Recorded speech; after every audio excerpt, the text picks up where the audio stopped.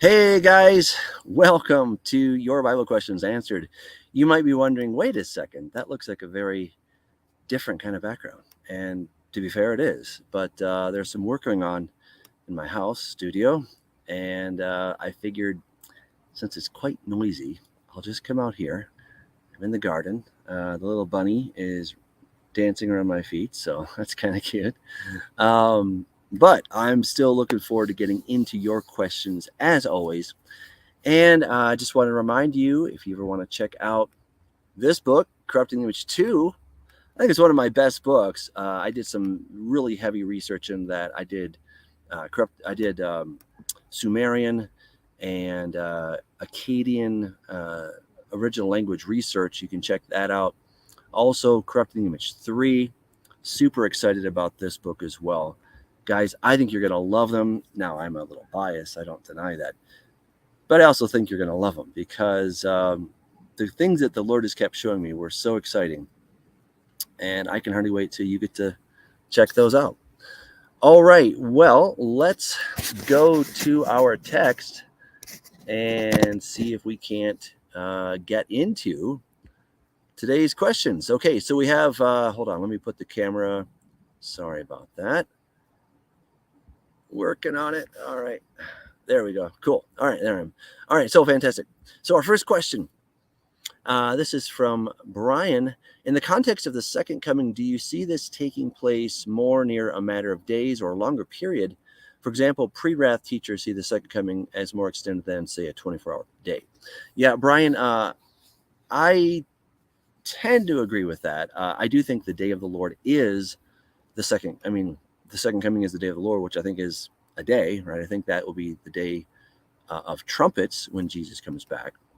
But I actually think there's going to be probably a 10-day period that will be happening between the time of Jesus coming and the second coming. Why 10 days? Because, well, one, it says that Satan will throw you into tribulation for 10 days. That's interesting. Secondly, between trumpets and the feast of Yom Kippur, right, the Day of Atonement, there are 10 days in there. And when Jesus comes back, I don't think that it's just over like that. I think that he is going to do things in real time. Now, we know he's God, right? He could snap his big fingers and everybody falls dead, right? He could just, and everyone's dead.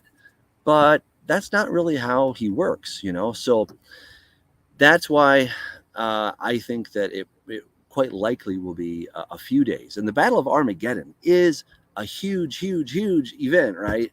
And that's not going to just take place in a couple hours. That's gonna happen. Probably it'll be several days. So if you're interested in Corrupting the Image 3, I go into all kinds of detail explaining that, right? So this book right here, Corrupting the Image 3, Singularity, Superhumans, and the Second Coming of Jesus. I got really excited about that because the way I was taught about the second coming is, well, of course, I was a pre-trib rapturist at that time. And so I just heard, well, we get raptured and then there's 7 ugly years and then Jesus comes back. Yeah, there's this battle and then it's over. You know, it was very cookie cutter, very plain Jane. And when you really start to look into what the Bible has to say about that, there's tons of information about this topic. I mean, that's what makes it so exciting, is that there's really a lot of detail. Yeah, it took a long time to put all the details together, but it sure was fun. So I think you'll have a great time. And just to let you guys know, I am still working on the Regenesis book. That is where I'm going to take all of my research, Corrupting the Image 1, 2, and 3, and eventually 4, and I'm co-authoring with a guy. We're making a fictional trilogy, maybe a 4-part series. We'll have to wait and see. But I want this to be something that you can pick it up, you can read it like, wow, like that blew my mind, right? Not just in an academic sense, but it's good entertainment. But it's all very well researched. Okay, in my humble opinion. Okay, all right. Let's get to another question here. All right, this is from Diana. What are your thoughts about Hanukkah? I know the feast of dedication that Yeshua attended in John 10 was a commemoration of the dedication of the first temple, first held by Solomon in 1 Kings chapter 8. Although the Maccabean revolt, Apocrypha, did not actually occur per Josephus, or did actually occur. The story of the 8 days when the oil that didn't run out seems to be a Pharisaical falsehood. So how should we correctly celebrate the feast of dedication, if at all? Well, Diana, that's a great question. I enjoy celebrating the feast of Hanukkah. I think it's really a nice feast. We know that, as you pointed out, Jesus was celebrating that. We don't know if he celebrated it for 8 days, right? There's no evidence in the New Testament, right? But to be honest, the only biblical text that talks about celebrating Hanukkah is the book of John, right? So that's kind of interesting. That's probably the earliest source that we have. Now, they did that they celebrated for 8 days is in the book of Maccabees, right? This was supposed to be something that they would set up and they would celebrate. The real question is about the oil. And I think you're right that there's no old source talking about that oil lasting for 8 days, right? That's the miracle that we don't really have any evidence that it happened. So here's my viewpoint on this whole thing. I think it's a very nice holiday. I think it's worth remembering what happened during the Maccabean revolt. I think that it is very good to spend time and, lighting candles, the menorah, right, which becomes the Hanukkah. I think it's fantastic, and that little bit of mythology that's thrown in there about the oil lasting 8 days, it doesn't bother me too much.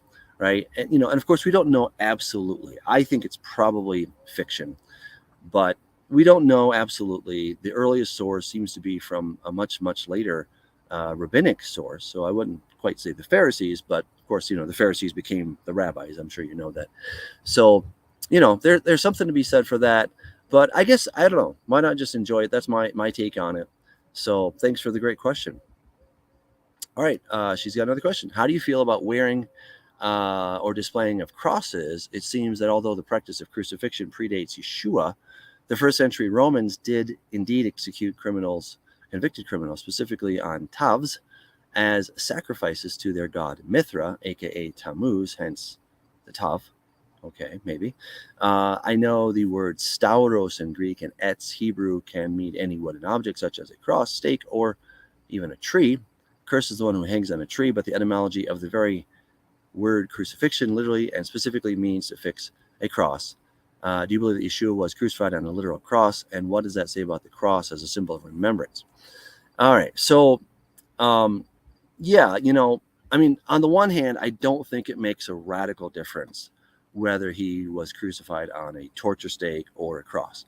Now, having said that, I think he was crucified on a cross. Okay. Like this kind of thing. Okay.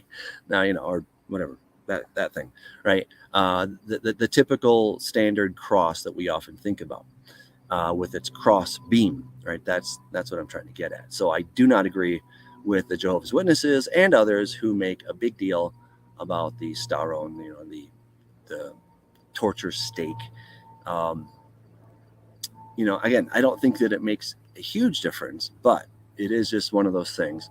And we have lots of evidence. I mean, there's just a plethora of evidence that the Romans were doing this. And yeah, Jesus was not the first to die on a cross. There were thousands and thousands and thousands of people, probably, tens or hundreds of thousands that were crucified over the course of the Roman Empire.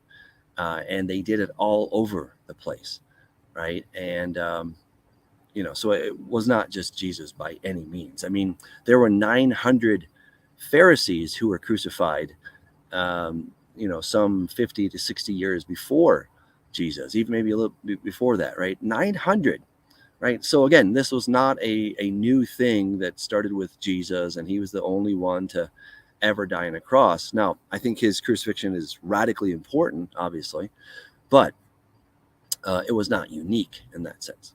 It was hardly unique. So, to take something that obviously meant death and meant pain, and then to use that as a remembrance or as sort of as a symbol of, hey, this is something that I do. I don't think there's any problem with that. Now, the difference between a cross and a crucifixion, at least in the minds of a lot of evangelical Christians, is that, let's say the Catholics, they have a crucifixion, whereas they leave Jesus on the cross, right? And in the Protestant evangelical tradition, the cross is empty because Jesus came down from the cross and he rose. Okay. Now, that may be splitting hairs. I try not to judge somebody who's wearing a cross. I personally don't want to wear a cross. Not that I'm not against it philosophically. I'm not really into chains and anything anyway. So that's one thing to consider.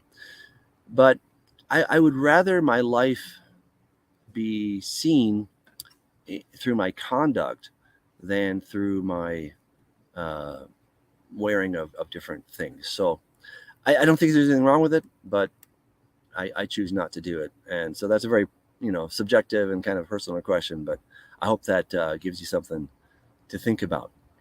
All right, this is from Iris. Iris says, is the new covenant completely fulfilled or partially, meaning does it completely become fulfilled when we inherit the new Jerusalem? Well, Iris, I think, I kind of would liken it to the marriage, okay, where, you can get legally married with somebody and it's not until the consummation, right, that you're really officially technically married, okay, even though you did all the paperwork, you said I do's, and you may now kiss the bride and all that stuff, and so for thousands of years the marriage was not legit until there was an actual consummation. So I think that we are in that time, since we're talking about getting married to Jesus, right? That's what we're talking about here. The new covenant is a marriage contract, and right now we're entering into that betrothal phase where we say, I do. We promise to be faithful to the Lord until he comes back, right? We're not going to go after other gods, for example. We're going to stay true to him. That's the basic idea. And so on the one hand, it's legit. It's legal. It's binding. On the other hand, there's still something that is yet to be done, right? There's still that sort of consummation phase. And until the Lord comes and takes us to be with him, then we can't really say it's over, right? Or that it's absolutely complete. All right. That was a very, really thoughtful question. All right. This is from Diana. Was Melchizedek a Christophany? Some say that it was Shem. I think that's from Jasher. I've heard it said that he was even Adam, who could possibly still have been living in Abraham's day and having no earthly mother or father, but that would explain if he was indeed a Christophany. What do you see? So I'm not of the opinion that Melchizedek was Christ, right? My opinion is that Melchizedek was a regular human person. Now, he was a special human person, right? Having said he's regular, he was special for sure because of the whole interaction between him and Abraham. And in Psalm 110, I think it talks about how you are of the order of Melchizedek. So I don't think you can be of the order of Melchizedek if you are Melchizedek, right? So that would be my only, well, I don't know if it's my only one, but it's definitely something that I would say that makes you scratch my head and say, all right. So I think Melchizedek is a shadow. He's a type. I don't think that was Jesus in the flesh. Could I be wrong? Of course I could. But obviously I hold the opinion that I do. And so I think I'm right, but we'll have to wait and see, whether it was Shem, I think it's really speculation when we come down to those kinds of ideas, because we don't have enough to go on. Could it have been Shem? Maybe. Could it have been Adam? I don't think so. We're told that Adam died, right? 930 years. Just look it up, right? It's in the book of Genesis, right? He died. So I don't know where people could make that kind of claim that it was Adam. Was it this? Well, never mind. I forget that. But I think Melchizedek was just a guy who was a high priest of the Most High. He was not of the Aaronic order because he wasn't Aaron, but he was Melchizedek, right? He was the king of righteousness, Melchizedek, right? And Melchizedek doesn't necessarily mean that he has to be divine. Could he have been? Of course, right? A lot of things are possible. I just am of the opinion that it was not Jesus. But obviously, there are a lot of my colleagues who would see that differently. So that's my opinion on that one. All right, this is from Robert. He says, how do we tell the difference between biblical taboo, having multiple wives, incest, and biblical law? Okay, that is an interesting question. Well, yeah. That's where I would probably turn to Jesus, right? So, Jesus said, okay, yeah, things were permitted, but they were not exactly the way God intended, right? So in the beginning, a man will cleave to his wife, not to his wives, right? So that's something to consider. As far as incest, it does become law, but later it becomes law in Leviticus chapter 18, right? And we're told very, very clearly what different parties can have sexual relations and which cannot, right? So anybody who is close of kin, you're not allowed to do that. So that it did become law. Now, this is, of course, where a lot of skeptics like to say, well, yeah, but what about, back in the day? Well, look, I mean, no matter how you look at it, no matter how you slice this, even if you're a staunch evolutionist and you think that we evolved from monkeys, at some point, a brother and sister had to have sexual relations to get the whole thing going, right? So the difference here, and if we take a look at the Bible, is that when God created Adam and Eve, he created them perfectly, genetically perfectly. That means they had all their information. They weren't lacking anything. They didn't lose any data. Everything was there.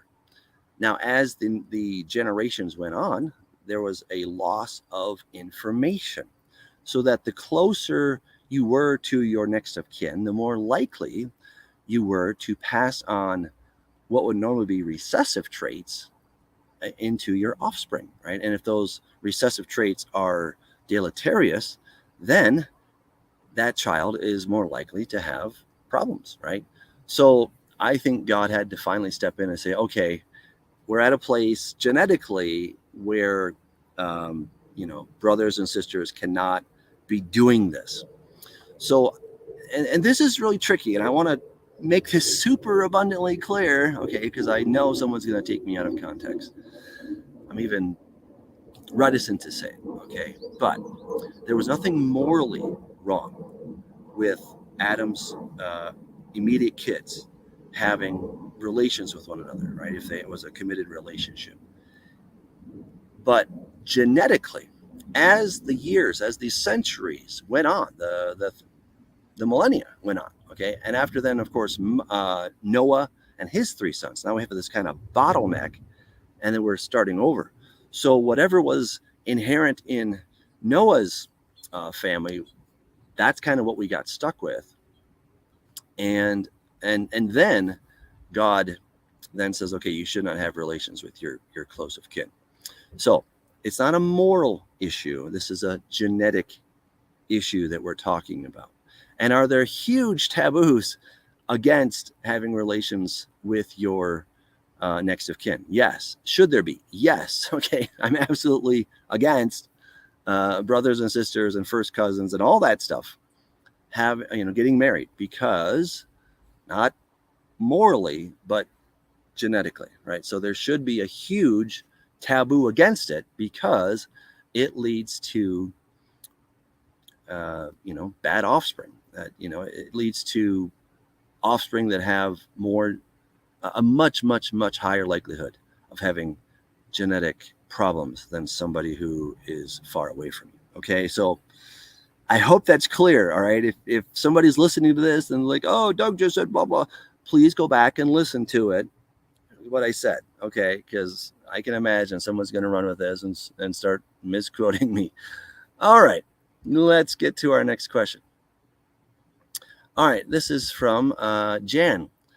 I know God is the creator and sovereign over all, but why is he so cryptic about things? All right, interesting. Well, is God cryptic? And of course, sadly, your question's a little bit cryptic, Jan, because I'm going to have to guess a little bit of what you're trying to say. On the one hand, I kind of get what you're saying. I get where you're coming from, right? Why didn't God just spell things out? And there's definitely times that I wish God would have just spelled it out to the nth degree.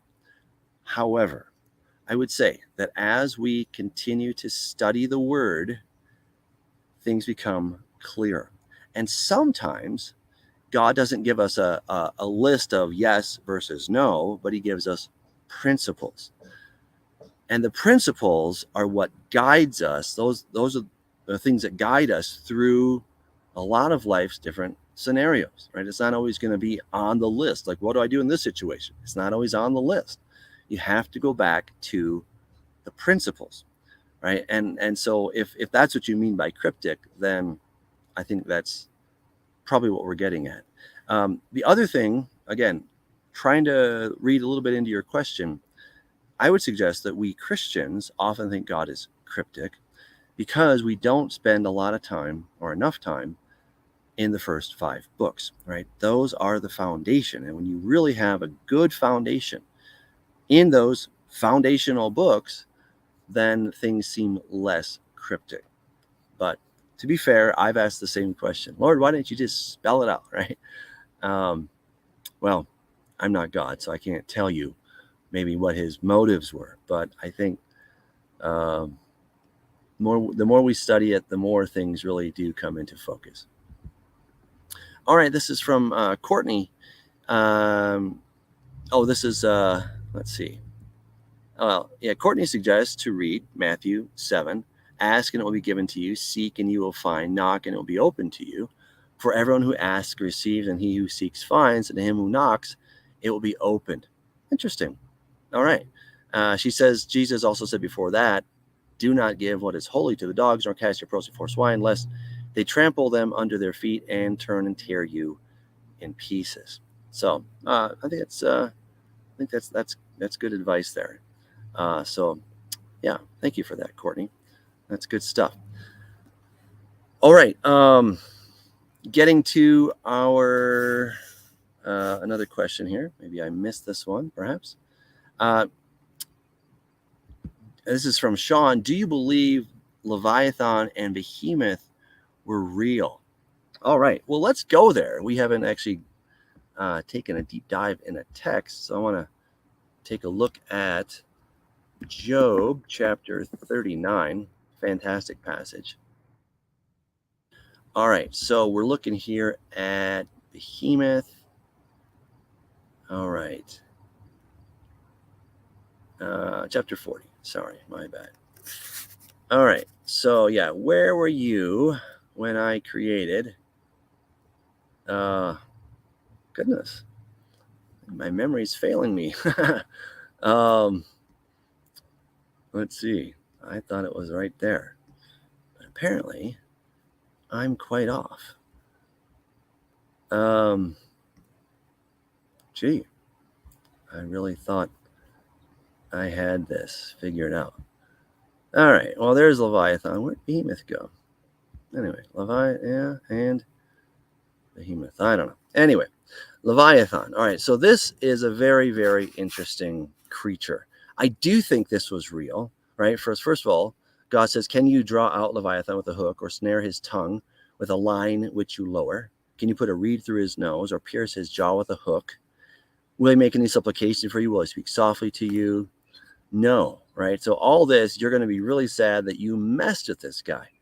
And God seems kind of proud of him, right? No one is so fierce that he would dare stir him up. Who then is able to stand against me? Who has preceded me that I should pay him? Everything under heaven is mine. I will not conceal his limbs. His mighty power, his graceful proportions. Who can remove his outer coat? Who can approach him with a double bridle? Who can open the doors of his face with his terrible teeth all around? His rows of scales are his pride, shut up tightly, as are the seal. One is so near another that no air can come between them. Look, if this is not real, and I'm not sharing with you guys, sorry about that. But so this is here in the book of Job. We're looking at chapter 41. The way that God is describing this being does not sound like a spiritual being. It does not sound like Satan to me. This sounds like a real fleshly, air breathing kind of creature, right? And what's amazing here is it says that his sneezings flash forth light, and his eyes are like the eyelids of the morning. Out of his mouth go burning lights, sparks of fire shoot out. Smoke goes out of his nostrils as from a boiling pot, and burning rushes. His breath kindles coals. A flame goes out of his mouth, right? This is not your average creature. We don't see this creature. So far as I know, this creature is not existing today on the planet. I've never come across this. Maybe it's in some deep, dark jungle somewhere, but I've never run into this creature, and I'm really happy about that, actually. So I do think it was real, and I think the behemoth was real as well. So behemoth probably was a sauropod dinosaur. He had a tail that was 40 feet long. We know that the Diplodocus, which is a type of sauropod dinosaur, had a tail that was 40 feet long. So I think the description of the behemoth fits incredibly well with a sauropod dinosaur. And of course, this would suggest that the dinosaurs and man lived together, which, a lot of science tells us that was absolutely impossible. Well, I don't have time to get into all of that, but I do think that these creatures were absolutely real. And I think probably you had little baby dinosaurs that were on the boat, or maybe even eggs that were on Noah's Ark, and then when they got off, they of course they grew, and then as the climate changed, a lot of them died out. Maybe they became food for some people, and they eventually they died out. So that's what I would suggest. Obviously, the vast majority died in the flood, right? So that's, I think, quite obvious. But and remember that a lot of things changed. The conditions of life changed after the flood. There's evidence to suggest, according to Dr. John Baumgartner, that there was tremendous volcanic activity during the time of the flood. And if that's the case, well, volcanic activity releases a lot of radiation. And so radiation is going to greatly decrease the lifespan of humans. It's going to make things look like they're decaying much faster, because they, of course, than they are. But what's happened is a lot of evolutionists will turn to the uniformitarian perspective, and they say, well, what we see today is the way things have always been. But we don't know that. We do not know what the decay rate was like early on. And what the Bible tells us is that the decay rate was much, much, much slower. That's why people were living 900 and some years. That means the animals would have lived a lot longer as well. And of course, the dinosaurs would have had more time to grow bigger. So in, these kind of still rather Edenic conditions, you got lots of light, you got lots of moisture, lots of greenery all over the place. And, people and animals are living much longer lives than they would have grown to enormous size. Because the interesting thing about reptiles is that they never stop growing. So before the flood, those dinosaurs, that we call them, they could have become these terrible lizards, right? They were lizards that became quite terrible. And probably a lot of those lizards, even their very species is no longer around. They went extinct when the flood happened. And then other species continued to live on. They were better suited for a colder climate, or for just the way the world is today, right? Sometimes a dry climate, etc. All right, that was a fun question. This is from Jonathan. What does it mean to afflict your souls in Leviticus 20 through 27? It doesn't mention fasting. Jonathan, you're absolutely right. However, in I believe it is Psalm 34, it talks about how you're to fast and afflict your soul. And so that is why the rabbis for a very, very long time have well understood that the day of Yom Kippur, where you're supposed to afflict your soul, is related to fasting. So I don't think that's like the maximum you have to do. You can do more if you want. You can afflict your soul even more, but that seems to be the minimum. And I think for most people, not eating for a day is well, that's afflicting our soul, right? It's not very fun. It's not pretty, right? I mean, it's not terrible. You'll be okay, really. I do it every year, and I'm so glad I do it. I really enjoy fasting. Well, I wouldn't say I enjoy fasting, but I'm glad that I fast on Yom Kippur because it really helps me to think about what is important, think about who I'm serving, and just be cognizant of where I've blown it during the year. So it's fantastic. And then as I think about Jesus going into the Holy of Holies, taking his blood that he offered on the heavenly altar, right?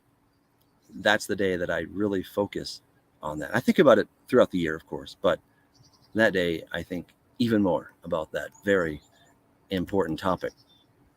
All right, and the last one here, what will believers be doing during the millennium? Well, Jesus tells us that we are going to be ruling and reigning with him, right? We see that in Revelation chapter 20, that we're going to rule and reign with him.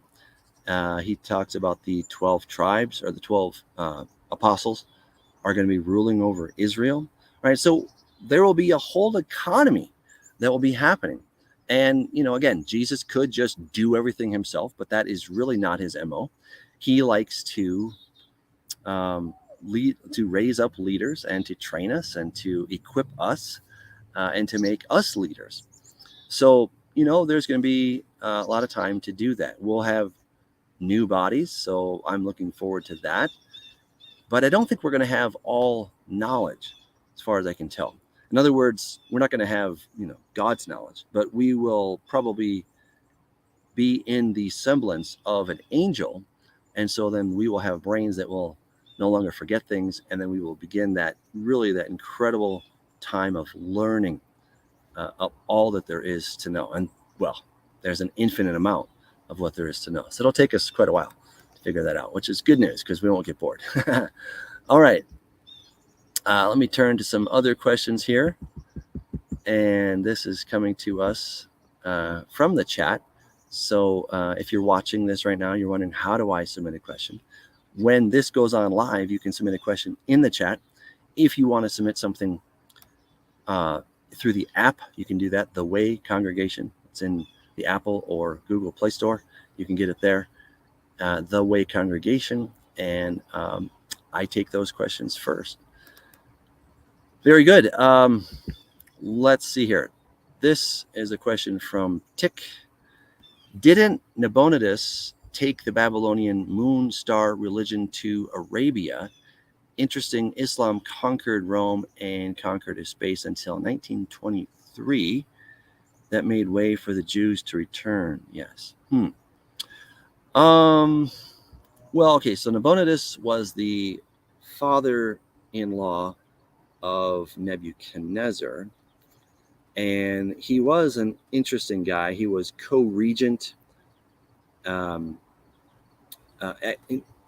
see, not Nebuchadnezzar, but he was co-regent, with Belshazzar. There we go. My bad. He was co-regent with Belshazzar, and he was actually an archaeologist, which is really interesting, right? So he spent a lot of time doing archaeological digs, which seems crazy to us, right? Because he was an old, guy who lived a long time ago, and now we're digging up stuff about him. But that's what he did kind of as a pastime. So whether he took the moon star religion to Arabia, I've not heard that. It's not impossible, but we do know that the whole moon star religion came from Babylonia, obviously, and then it was exported to a lot of parts in the world. But I'm not aware if he was personally responsible for that. I would suggest that's probably late. So I would think that it would have happened much earlier, but I'm not sure. So it's entirely possible. All right. So follow-up question here. A mystery religion that wasn't around when he got the vision. He was a false prophet and is trying to revive in Syria now. Okay. Not sure what to do with that, but thank you for that. Okay. Looks like there's a discussion going on here. That's fantastic. Glad. So if you guys do have a question, if you would put a Q in front of it so I know that you're talking to me, and not exciting, not about something else. Here's a comment from Elizabeth Farah. Your novel sounds exciting. A correction for Left Behind. Well, I hope so. I certainly don't want to throw them under the bus. They did quite well, and they sold 65 million books. I'll be excited if I can do something close to that. But yeah, I think I would, certainly disagree with some of the theology in Left Behind. And I think this is going to be, I think it's going to be popular. So I can hardly wait till I get it out. So keep praying for me, working on it, working hard, and we'll definitely get it there. So, all right. All right, good. Here's a question. Tidal asks, you mentioned that Isaiah 14 refers to Satan. When did Satan die? And when was he cast out of his grave per Isaiah 14:19? Ooh, I like it. Okay. This is a great question. Let's go there. Isaiah 14:19. All right. So let's go back up just a little bit. All right. So let's check this out. How you fallen from heaven. Oh, Halel is the actual Hebrew right here. Oh, Halel. Let me pull that up in the Hebrew. All right. How you're fallen from heaven. Halel, right? So that right there is Enlil. Okay. And I talk about that in Corrupting Image 2 a lot. For you've said in your heart, I will ascend into heaven. I will exalt my throne above the stars of God. All right. But so yet or but. So here's the word right? So that basically means but or yet. You shall be brought down to Sheol, to the lowest depths of the pit. Well, the answer to your question is rather simple. He hasn't died yet. All right. He has not been brought down to the grave, but he will be. Okay. You will be brought down. You shall be brought down to Sheol, to the lowest depths of the pit. Now, the word there for pit is the word bor, right? And the word bor in Greek is Hades. And where is Satan going to be thrown into for 1,000 years? All right, this is your do. All right, you get to think about that for a second. Answer or question. All right, I probably wouldn't be very good at Jeopardy, but the answer here is that he's going to be thrown into the abyss or into the bor for 1,000 years. So Isaiah 14:19 has not happened yet. You're absolutely right on that. It's not happened. He hasn't died, but he is going to be thrown into the abyss, into Hades, at the time of the second coming, right? So when the millennium begins, that is when Satan will be thrown out, and he'll be stuck there. Okay, so for 1,000 years, then he gets to come back, sadly. But I'm hoping to write Corrupting Image 4, and I hope to answer that question in great detail. Okay, this is from Martina. How do you feel about head coverings?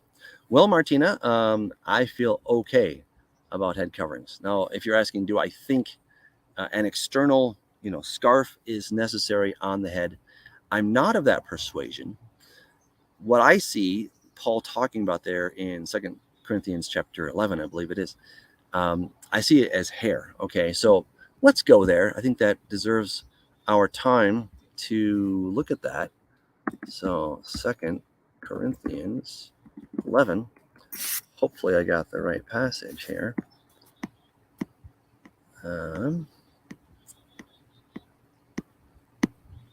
Let's see.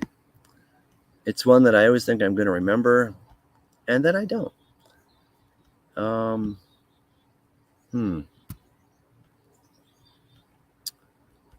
boy. Well, if you guys can always give me the, if you can give me the address, it definitely saves me a lot of time, so I don't have to look for it, because I don't remember everything, sadly. Oh, there's a lot of things that I don't remember, which kind of bugs me a lot. I wish I could remember everything, but I don't.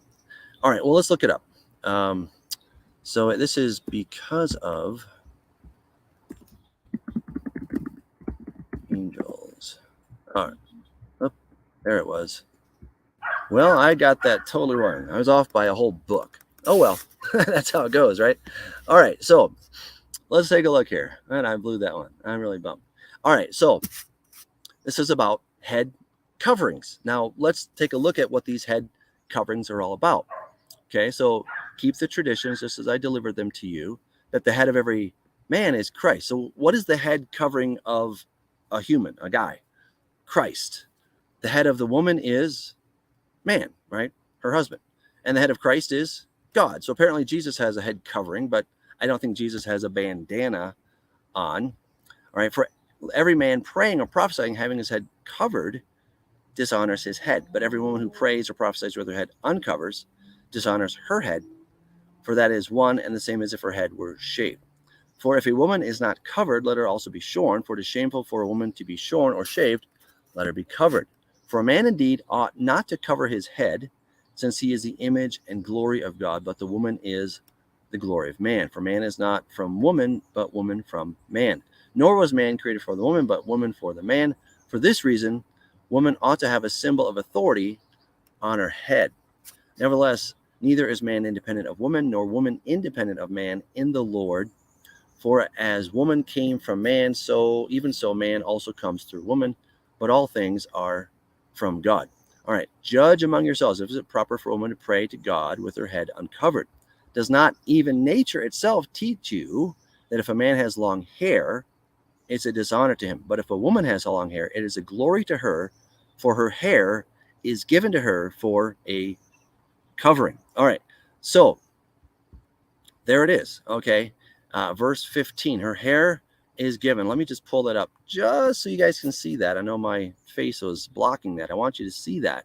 So that is my answer to your question. Now, obviously, other people would disagree with that. And if there are women, I know many, who choose to wear a head covering, you know, I'm not going to say anything. You know, that's obviously your choice. That's your conviction.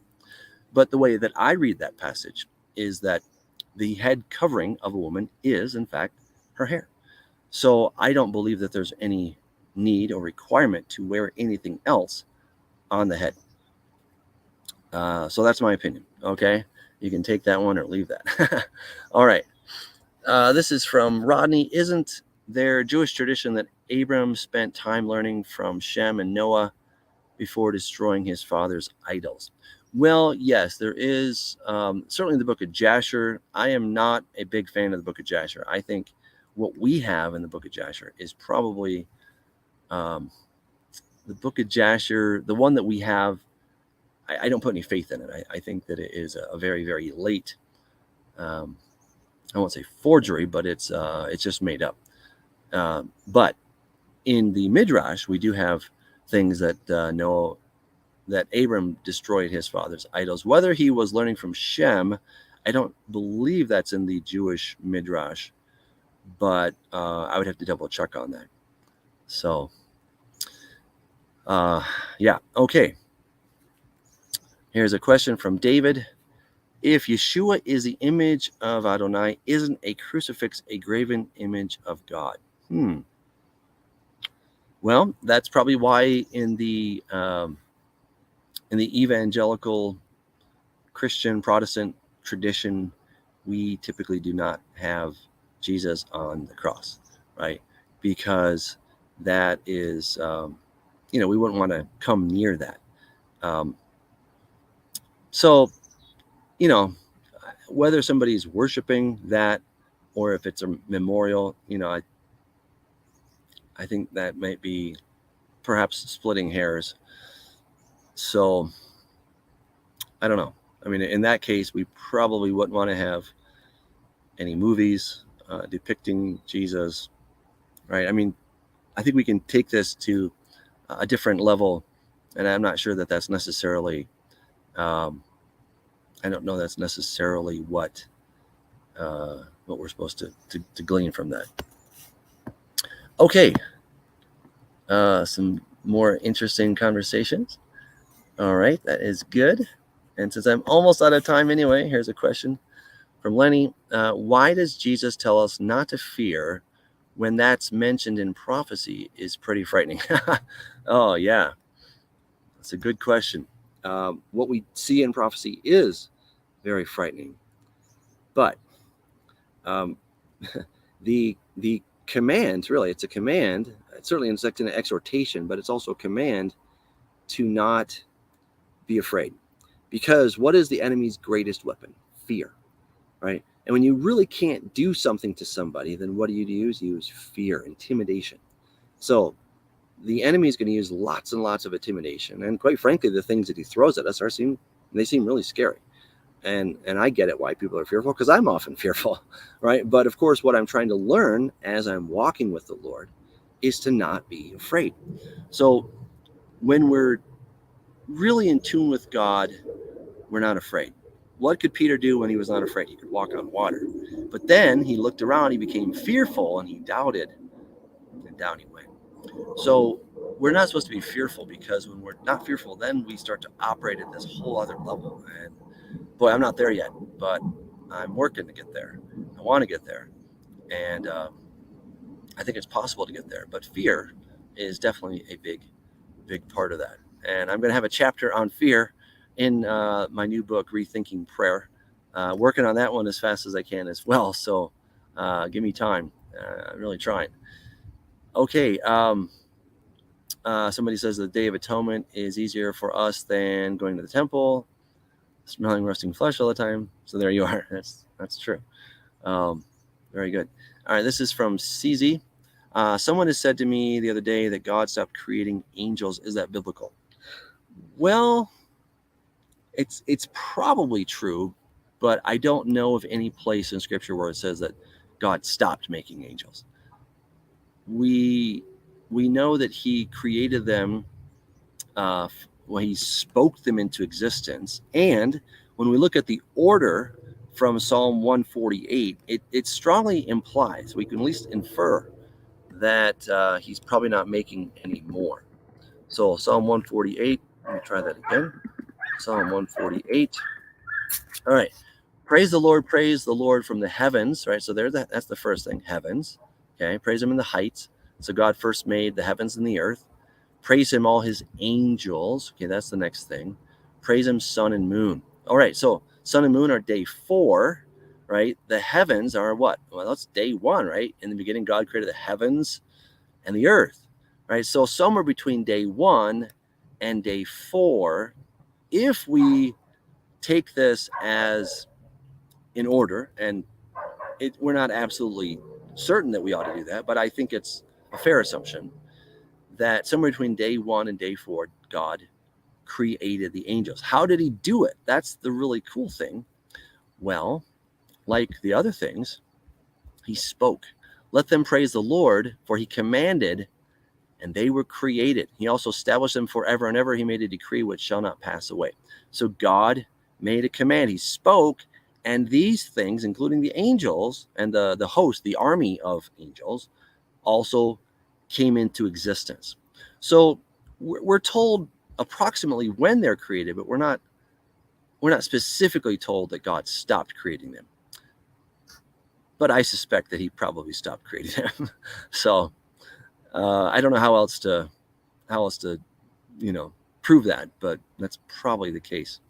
So Rodney says he didn't know I had an app. Yeah, I hope you check that out. It's the Way Congregation app. I love it. I listen to the audio Bible every night, practically. Well, not every night, but almost every night. Okay. I just love it. So check it out. It's free. It's got a lot of great stuff on there. All right. CZ asks, was the angel to human ratio a lot higher back in the day?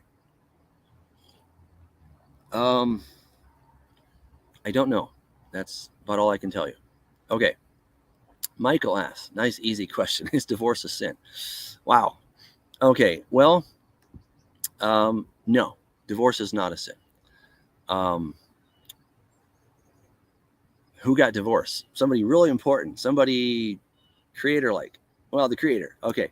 God got divorced. Okay. Let's take a look at that in Jeremiah chapter 3. So, if a man divorces his wife and she goes from him, becomes another man's, may he return to her again? Would not the land be greatly polluted? But you played the harlot with many lovers. Yet return to me, says the Lord. All right, so he's talking to the northern kingdom, or the southern kingdom of Judah, excuse me. He then goes on to explain some of the bad things that they did. Okay, and then he talks about backsliding Israel. Remember that the United Kingdom has been split into two: the southern kingdom of Judah and the northern kingdom of Israel. All right. So, have you seen what backsliding Israel has done? So we're talking about the northern kingdom. She's gone up on every high mountain, on every green tree, and there played the harlot. Why was she playing a harlot? Well, she was supposed to be married to God, right? She was supposed to be married to God, but she went after all these others. And I said, after she had done all these things, return to me, right? Shuvi alai. But she did not return. And her treacherous sister Judah saw it. So that's the southern kingdom. Judah saw it, and then they did bad stuff. Okay, so, and then it says, then I saw that for all the causes for which backsliding Israel had committed adultery, again, adultery means what? That they were married. She committed adultery. I had put her away and given her a certificate of divorce. So, wow. God gave the northern kingdom a certificate of divorce. Yet our treacherous sister Judah did not fear, but went and played the harlot also. Wow. Well, a lot more could be said about that. I did a whole video, God's divorce and remarriage. I encourage you guys to check that out, since I'm almost out of time here. God's divorce and remarriage, that is here on my YouTube channel. So just put that in the search, and I go into lots and lots of detail about that. So no, divorce is not a sin. Now, adultery is a sin, right? So adultery, where two people are married and then they go and are with a different partner while married. Okay, that's a sin. And the remedy, well, divorce. Okay, so yeah, it's a good question. All right. This is from CZ. Could you please give a brief recap about what you were saying, the difference between Hades, Sheol, the abyss, etc.? Who's in where? Is anyone in Hades now? All right. Well, the people that are in Hades now, well, the entities that are in Hades now, are the 200 angels that came down in the days of Jared. These are the angels that did not keep their first estate. You can check that out in Jude 1 verses 6 and 7, right? Also 2 Peter 2. Hope I quoted that right. All right. So those angels who were naughty in those days, that's putting it nicely, but they were naughty and they did not keep their proper estate. God cast them down into a place known as Tartarus. Tartarus is the lowest rung of this place called Hades. Now, Tartarus and Hades are both Greek words, right? So in the Greek tradition and the Greek language, that's how you'd explain that. In Hebrew, the equivalent of Hades and Tartarus are Sheol, right? Sheol is just the grave, and it's also known as the Bor, Habor. Habor means pit, right? So Joseph was thrown into a pit. Interesting, right? And that's presumably, well, that's what I believe, is that Jesus himself went down into the pit, right? He went down into Sheol, and there he put those naughty angels on notice that he was going to take the keys of death and Hades back, right? So, yeah, so I would say that the bad angels are definitely in Hades now, or Sheol. The unrighteous people who died, who were antagonistic against God, whatever term you want to use, unsaved, if you want to use that term, then I would suggest that they are in that place as well. All right. All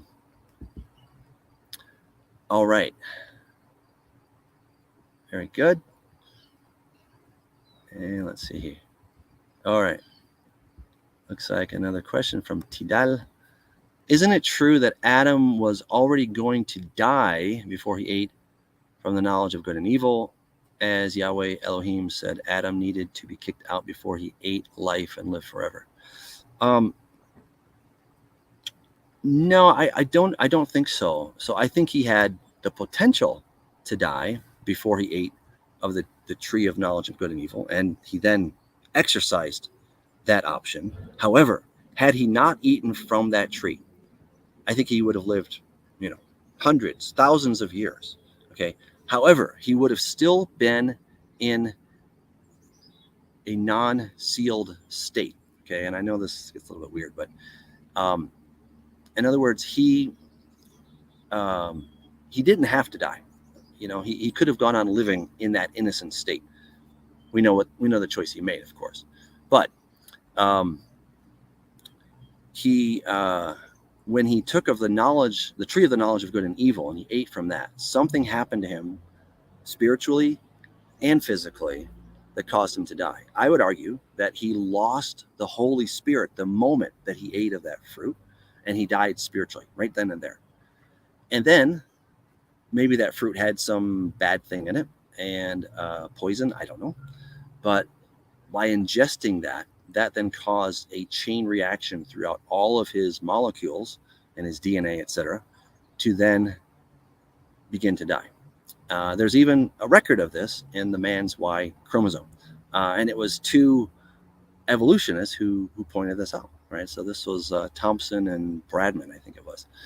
And in their paper, YY, the evolution of the Y chromosome, they talk about that every man has a copy of Adam's Y chromosome, and that original Y chromosome has a record of an event. Now, they don't specifically state this, but my inference from what they're saying is that the record of the event, I should say, is the fall. And the record is that we've now lost information in that Y chromosome. Maybe I'm answering more than you asked. So, all right. All right. If a man and a woman choose to not get the government involved, do you think God would still consider it a marriage if they make vows to each other and to God, still having a pastor do the ceremony? Boy, I'm tempted not to ask this. I answered a question similar a couple years ago, and everybody got mad at me. But look, the bottom line, the government is not required, right? Why does the government, the state, get involved? I think there's a reason, okay? And I think it's a good reason, because it's a protection, right? Because if things go south and then suddenly you have to split ways, well, then there's going to be a lawsuit and you then have to divide up things. So by doing it under that protection in the first place, you then have the protection later on if things don't turn out properly. Okay. However, in God's eyes, you don't need a state issued decree to say now you are officially married. But I think there's some wisdom in that. So I wouldn't throw that out too quick. All right. I think there's a lot of wisdom in that. Obviously, Adam and Eve got married and they didn't have any state paper, and people for a long time were getting married, but they did have witnesses, right? So the community recognized that they were a thing. Okay. And so that's all that's happening in our day, is that the community, this is the official community, the one that's on record, is also recognizing that you're a thing, right? So, I've heard people say, "Oh, I don't need that," and I understand to a certain spiritual level you don't, but I would encourage people to, not throw the baby out with the bathwater just too quick, all right? Because it's for the protection of both parties, and sometimes especially the woman, so that there's evidence that you really are together. All right, this is from Jason. Can you define uncover thy father's nakedness? Noah was kindled to great anger. It seems that it was more to it than this. Yeah, I would agree with you. I don't think that his son saw him in his skivvies. I don't think that's what we're talking about here. I just don't think that was an issue. I don't know. I mean, people that play sports, a lot of times, right? They'll take big community showers, and I don't think that was the issue. And had Noah's son's been in there seeing him take a shower, oh my gosh, we saw him. I think it has nothing to do with that, and I think the answer lies in Leviticus 18, where it says you shall not uncover the nakedness of your mother, of your father, of your sister, right? In other words, you're not supposed to have sexual relations with that person. So my take on it is that by uncovering Noah's nakedness, I think what happened is that Ham took advantage of his mother sexually. Bad idea. But probably in the same general vein as what Reuben did when he took his father's concubine, right? I don't think that, well, I don't want to get graphic, but I don't think there was any physical attraction, but I think there was a sense of, I'm going to be the leader now, and I'm going to take this woman as my own to show my dominance in this family, right? And I think that would explain why Canaan was cursed. It's not that, here comes Canaan and Noah says, you know what, I'm going to curse you because I don't like you. I don't think that's the case. We don't even see that Ham is cursed, but Canaan is cursed because of what Ham did, which wasn't just seeing his dad in his undies or without any undies, but he had relations with Noah's wife, his mother. Bad idea, very bad idea. And as a result, she got pregnant, and then out comes Canaan. And because that was a forbidden relationship, now you have a child who is cursed because of how he was conceived. All right. That was an interesting question. All right, man, I'm out of time, guys, so don't ask anymore. I'll try to get to the rest here. All right, question from Tyler. Why does the Bible state why God makes twins? Why two or more of the same identity? I don't know that it says why he does that. I would suggest that's not necessarily a God did this type thing, but that God created the world, and this is something that happens when there's conception, right? Sometimes this happens. So I don't know that it's necessarily God directing that. He might on some occasions. I'm not saying he doesn't or he can't.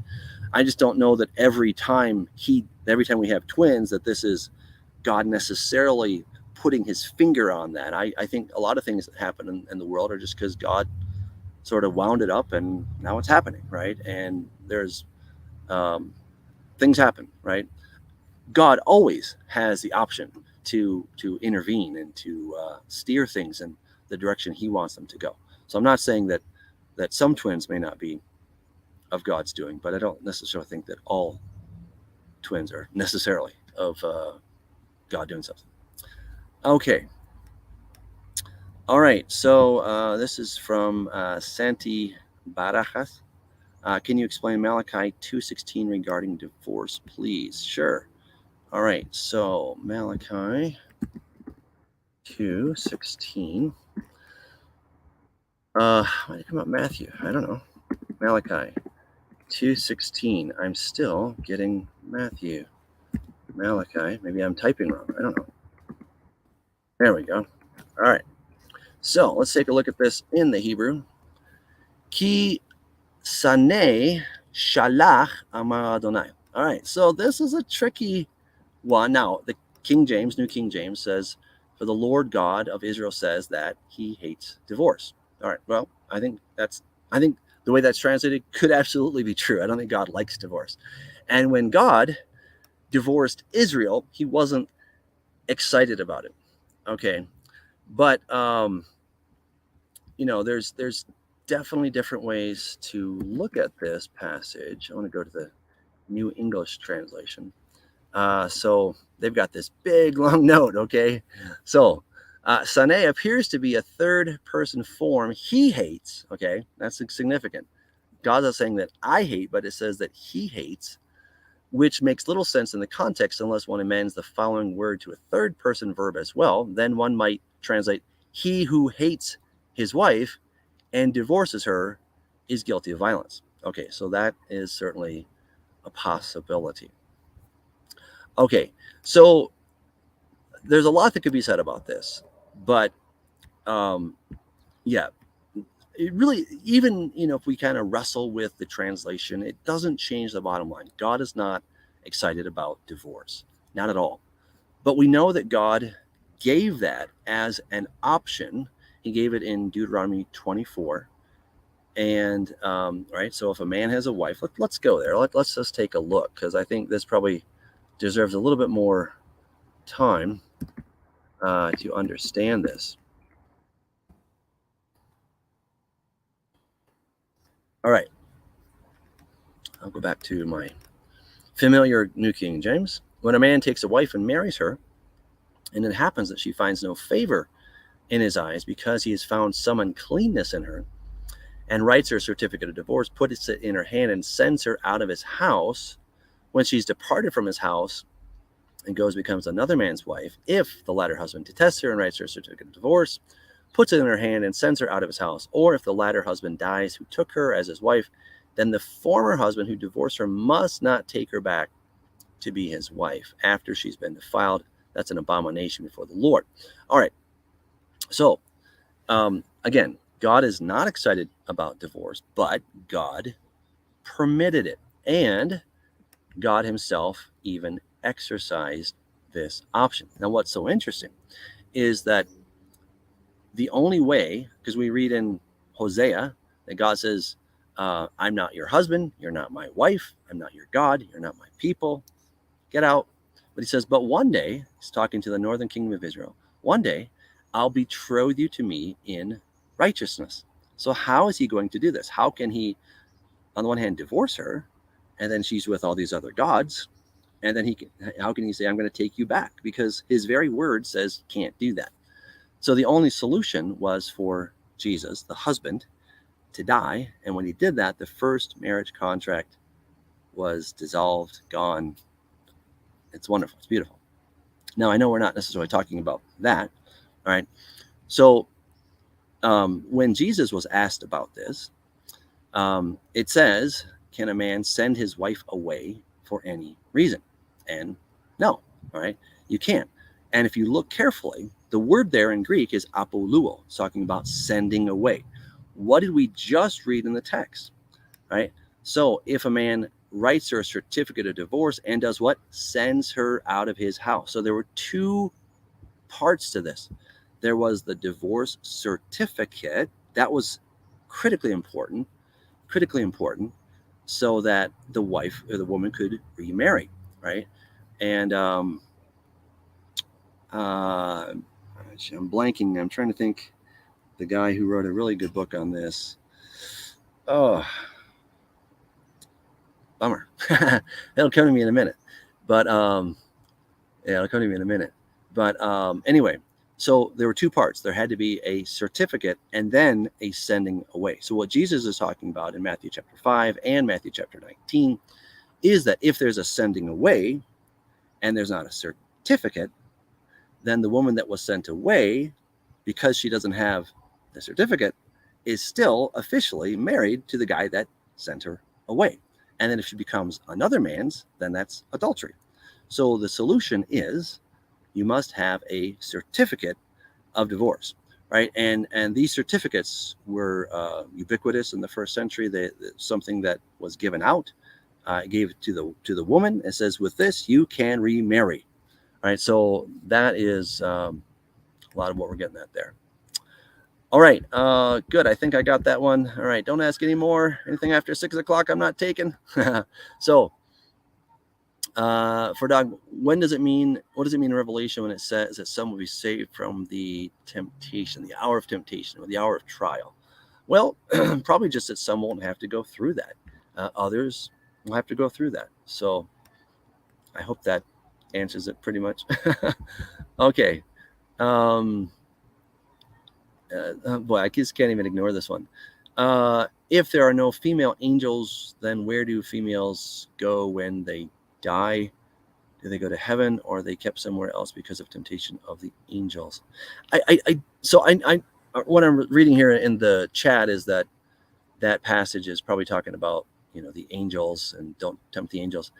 I was leaning into that interpretation some years ago, but I don't really think that is the interpretation. If you want to check out my series on Corinthians, First Corinthians. You can certainly do that here on my YouTube channel. I've got a whole playlist on that whole thing. So that would be First Corinthians, not second, but First Corinthians chapter 11, if you want to learn more about that. So you respectfully disagree, that's fine. And you're certainly entitled to that position. So, okay. Fantastic. Thank you, guys. This was great. If I did not get to your question, put it in the app and I'll get to it next week. Or if you are the first one on, you can always get here early on Tuesdays and I'll take your questions. Looking forward to it. Thanks again. It's always wonderful. If you want to help support this ministry, you can go to patreon.com/Doug Hamp, and you can give as little as $2 a month, or you can give to your heart's content, right? As whatever you want to give. It really does help. Thank you. I am blessed by it, and keeps the lights on and all that amazing stuff. So thank you, guys. Join me tomorrow night. I'm going to be doing the Midrash, right? Going through the virtual Midrash. So join me here at 7 p.m. Mountain Time. Thursday, we are going to have Nelson Walters on. So that should be a fantastic thing. We're going to talk about the prophetic future fulfillment of the Sabbaths and the appointed times. It's going to be interesting. It may not sound interesting, but it's going to be awesome. It's going to be great. And then, of course, on Shabbat, I will be back in the book of Judges. Looking forward to that. And boy, what a mess that book. But definitely interesting. Okay, till next time.